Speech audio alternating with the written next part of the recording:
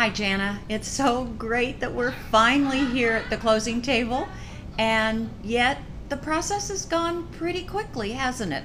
Not without its bumps, but why don't you share for someone who is about to consider doing a short sale some of the things that hindsight 2020 you found have been valuable? Well, as Gayle said, I'm here at the title company. This is my last day to deal with this experience. And if you're watching this is probably what you're thinking of doing as well. So I'd kind of like to give you a couple of little tips on how I got through this and what you should do so that you can get through it and be at this table sooner than you think you can. The first thing I did was I interviewed a lot of agents, and I even interviewed an attorney. And most of the agents made me guarantees of pennies on the dollar was all I'd have to pay the bank, because I happened to be unfortunate enough to have a HELOC, better known as a home equity line of credit. And I knew that was going to be a problem, but they told me that I could just walk away, pay nothing, and say goodbye. That sounded too good to be true, so I went on to the next agent who made lots of claims about what they could do to me and how I would lose my residence that I was living in. So I kept interviewing an agent until I came across Gayle, who was referred to me by another agent, and I thought, that's a pretty darn good referral. So I interviewed her, and unlike the others, I found her to be honest, sincere, caring, and utterly knowledgeable. Excuse me, I haven't had enough coffee yet today. She had been doing this for years. She wasn't someone who just started doing it because her real estate business faltered because of this economy that we have. She's been doing it, and I trusted her, and that was the most important element. If you don't trust the agents that you're interviewing, move on.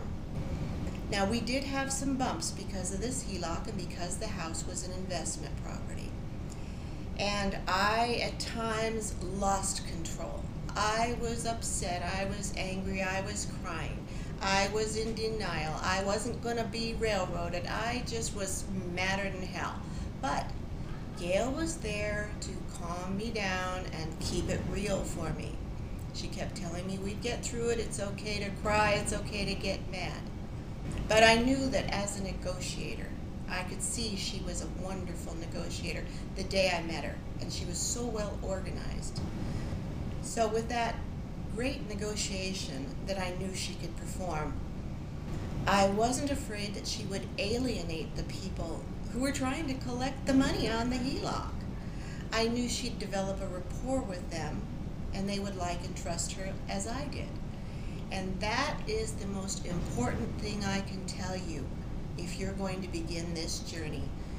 You've got to get an agent that will not insult the people you are trying to deal with, that will not sell you like a sausage and put you into the grinder and then have the next short sale person standing in line.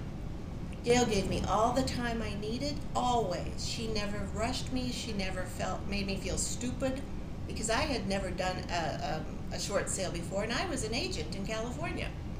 So I know a good agent when I see one. And Gayle could not have been better to us. We absolutely think she's the best. In fact, I thought she was so good that I referred my son to her, who has an investment property here in Arizona and who now lives in Boston. And he's got a tenant and he just needs to sell. And he referred Gayle to his best friend. So when you get someone that can refer a great person to you, you're in very good hands. Don't be misled by false claims, the promises of the other agents just to get your business. Go with someone who will keep it real, like Gayle Henderson. Can't say enough good stuff about her. Without her, I wouldn't be sitting in front of this pile of paper that frees me from this nasty experience. And now we can go on with the rest of our life. It wasn't inexpensive to get to this position, but it was our responsibility to pay our debt. But when it became too heavy to pay, we referred to Gayle, and she helped us. I can't say enough good things. Thank you so much. And I know we're going to stay in touch. Yeah, we're You're friends. you're extended family to me. Absolutely.